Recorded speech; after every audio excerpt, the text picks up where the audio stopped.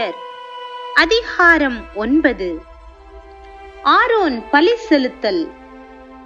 மோசே 8ஆம் நாளில் ஆரோனையும் அவர் புதல்வரையும் இஸ்ரவேலின் பெரியோர்களையும் வரவழைத்தார்.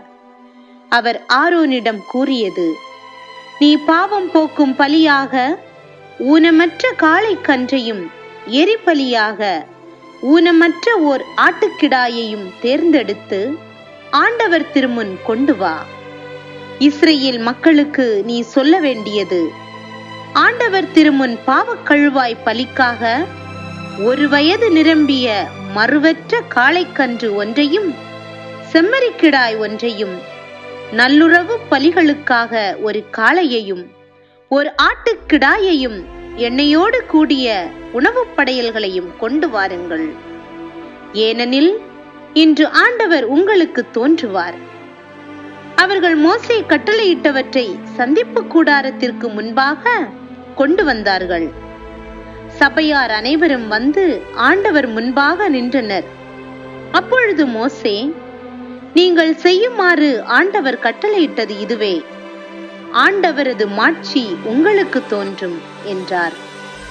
மோசே ஆரோனிடம், நீ பலிபீடத்தருகில் வந்து உன் பாவம் போக்கும் பலியையும் எரிபலியையும் செலுத்தி உனக்காகவும் மக்களுக்காகவும் கறை நீக்கம் செய்வாய்.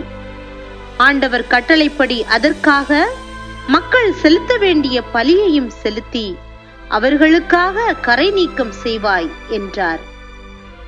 ஆரோன் பலிபீடத்தருகில் தமக்கென்று பாவக்கழுவாய் பலியாக காளைக்கன்று ஒன்றை அடித்தார். ஆரோனின் புதல்வர்கள் அதன் இரத்தத்தை அவரிடம் கொண்டு வர, அவர் தம் விரலை அதில் தோய்த்து பலிபீடத்தில் கொம்புகளில் பூசி எஞ்சிய இரத்தத்தை பலிபீடத்திற்கு அடியில் ஊற்றினார். பாவம் போக்கும் பலியின் கொழுப்பையும் சிறுநீரகங்களையும் கல்லீரலிலிருந்து எடுத்த சவ்வையும் ஆண்டவர் மோசேக்கு கட்டளையிட்டபடியே பலிபீடத்தின் மேல் சுட்டெரித்து இறைச்சியையும் தோலையும் பாளையத்திற்கு வெளியே நெருப்பிலிட்டு அழித்தார்.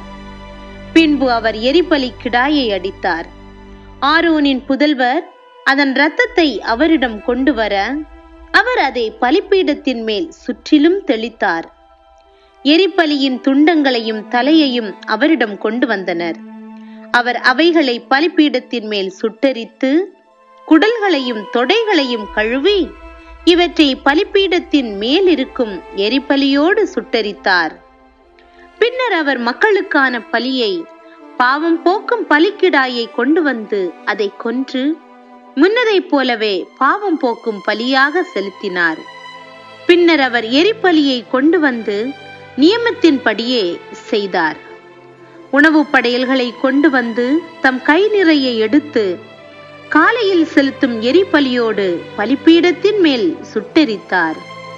பின்னர் மக்களின் நல்லுறவு பலிகளாகிய காளையையும் கிடாயையும் கொன்று அவற்றின் இரத்தத்தை ஆரோனின் புதல்வர் அவரிடத்தில் கொண்டு வந்தனர். அவர் அதை பலிபீடத்தின் மேல் சுற்றிலும் தெளித்தார். காளையிலும் கிடாயிலும் இருந்து எடுத்த கொழுப்பு வாலையும் குடல்களையும் சிறுநீரகங்களையும் கல்லீரலின் மேலிருந்த சவ்வையும் கொண்டு வந்து நெஞ்சு கரிகளின் மீது வைத்தார்கள். கொழுப்பு பகுதிகளை பலிபீடத்தின் மேல் ஆரோன் சுட்டெரித்தார். நெஞ்சு கரியையும் வலது முன்னந்தொடையையும் மோசே நியமித்தபடி ஆரோன் ஆண்டவர் திருமுன் ஆரத்தி பலியாக அசைத்தார். பின்னர் ஆரோன் மக்களுக்கு நேராக தம் கைகளை உயர்த்தி அவர்களுக்கு ஆசி வழங்கினார். தாம் பாவம் போக்கும் பலியையும் எரிபலியையும் நல்லுறவு பலிகளையும் செலுத்திய பின் கீழே இறங்கினார். மோசேயும்